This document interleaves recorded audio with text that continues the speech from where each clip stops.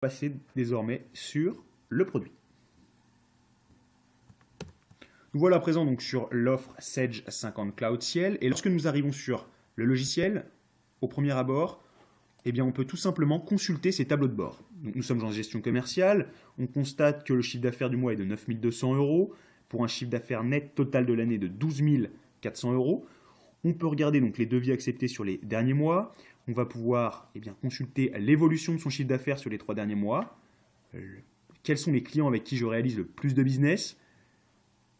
Quels sont mes devis non transférés, donc potentiellement à relancer, mes factures non réglées? Et nous avons également la même chose sur les achats. Alors, c'est très simple, on peut accéder à ces informations, ce sont des champs cliquables. Je veux regarder mes devis non transférés, je clique dessus, l'application va me les afficher immédiatement pour que je puisse les relancer par exemple. On a ces tableaux de bord mensuels, mais on peut les avoir de manière annuelle également. Et donc là, on aura les mêmes statistiques, mais sur l'année.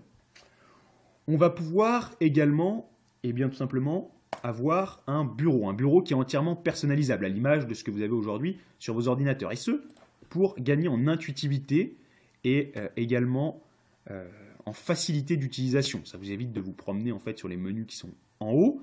Et on va pouvoir ajouter des icônes via un simple glisser-coller, glisser-déposer, pardon, et personnaliser comme ça, très simplement, son application avec les icônes qui nous intéressent. Alors, on va pouvoir créer et partir de la base de votre gestion commerciale, c'est-à-dire les prospects. On va pouvoir créer donc un prospect. Alors rentrons dans un prospect pour voir un peu ce qu'on a à l'intérieur. Donc on va pouvoir y affecter un code, un nom, rentrer une adresse bien évidemment. Dans l'onglet complément, on va pouvoir ajouter donc les différentes TVA, le numéro intracommunautaire de mon prospect, s'il a une remise par défaut, ou alors lui affecter une catégorie tarifaire. On va pouvoir rentrer tous les contacts pour s'adresser directement au bon contact, c'est important. La relation client, ce qui va nous permettre de voir toutes les interactions qu'on a eues avec son prospect, ou son client, ou bien même son fournisseur. Alors ici, on voit qu'on lui a envoyé un devis le 22 février. On va peut-être le relancer, auquel cas on ajoute une tâche. Eh bien, je vais l'appeler demain, par exemple. Demain, et je vais me programmer une alerte. Ok. Et c'est historisé surtout. Et donc, demain, j'aurai une liste des tâches et je saurai dire si j'ai rappelé ou pas mon prospect. Si je veux répertorier ici tous les contacts que j'ai eus, les appels, les mails, etc., que j'ai envoyés à mon prospect, je vais pouvoir le faire.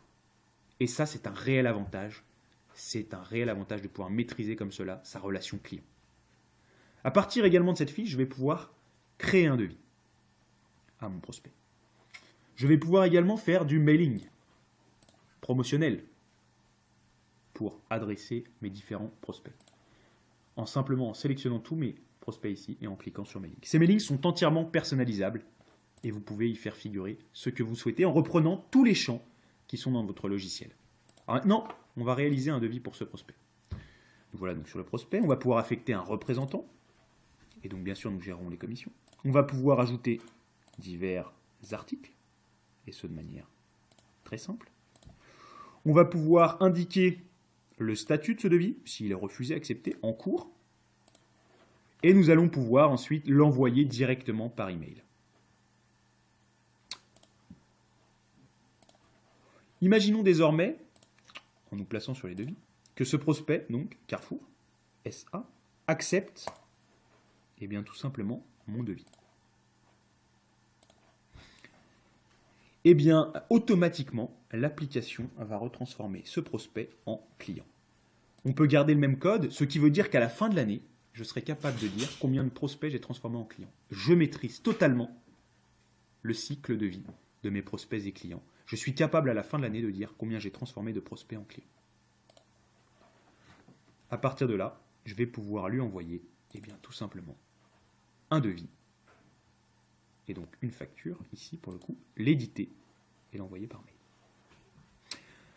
Le transfert du devis en facture, tout simplement a généré une écriture comptable. Puisque c'est un intégré, on le répète, gestion, comptabilité. Alors, bien évidemment, je ne suis pas limité qu'à la saisie de devises et factures. On va pouvoir aller bien évidemment plus loin. On a toute la chaîne commerciale. Donc, on va pouvoir commencer par le devis. Ici, par exemple, le transformer en bon de commande, l'envoyer par mail. On va pouvoir ensuite reprendre cette commande et la transférer en bon de livraison. Alors, qui dit bon de livraison dit bien évidemment gestion des stocks. Ce logiciel permet de gérer ses stocks. Alors, on va pouvoir gérer les stocks automatiquement. Chaque vente va décrémenter de mes stocks ce qu'il y a dans la pièce commerciale. Chaque achat va incrémenter mes stocks de ce qu'il y a là dans la pièce commerciale. Bien évidemment, nous gérons les achats. Les commandes, les bons de réception, les factures. On va gérer les règlements également, pour indiquer donc qu'une pièce est réglée. Alors, passons à un règlement sur une facture. Donc la facture, pour être réglée, doit bien sûr être validée. Ça, c'est la loi antifraude. On va en reprendre une, celle-ci par exemple, qui a été validée. On va la consulter et on va passer automatiquement le règlement. On va indiquer donc comment le client a réglé et OK. Alors, il faut remplir la date d'échéance. C'est comme ça qu'on a paramétré le logiciel. Le règlement est passé.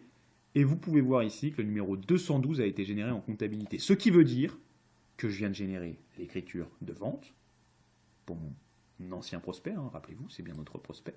J'ai généré une écriture de vente et j'ai généré l'écriture de banque. En comptabilité, c'est juste. Mon client a toujours le code PR003 et c'est bien un client. En 3 clics, on a passé 2 écritures comptables, un prospect en client, on a fait un devis, on a réalisé une facture. Voilà comment simplement gérer ses ventes, mais aussi ses achats, et bien évidemment ses stocks. Stocks qu'on va retrouver dans la partie articles, dans la liste ici. Eh bien, on peut regarder tous ces stocks. On veut exporter sa liste d'articles et ses stocks sur Excel. C'est très simple, on peut le faire via l'export Excel. On peut lancer une régularisation de stock lors de l'inventaire. Et on peut même générer l'écriture de régularisation de stock en automatique. Vente, achat, stock, prospect, client, mailing.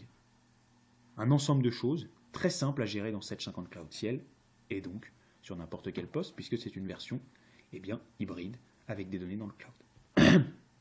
On va pouvoir également générer des états. Suivi de stock, portefeuille de commandes, commandes non livrées, ainsi que des états plus relatifs à la performance, analyseur commercial des ventes par exemple, pour savoir le graphique de mes ventes par mois, par département par exemple. Ce qui me permet tout simplement de regarder là où je vends le plus et peut-être de cibler des campagnes marketing dans les départements les plus actifs.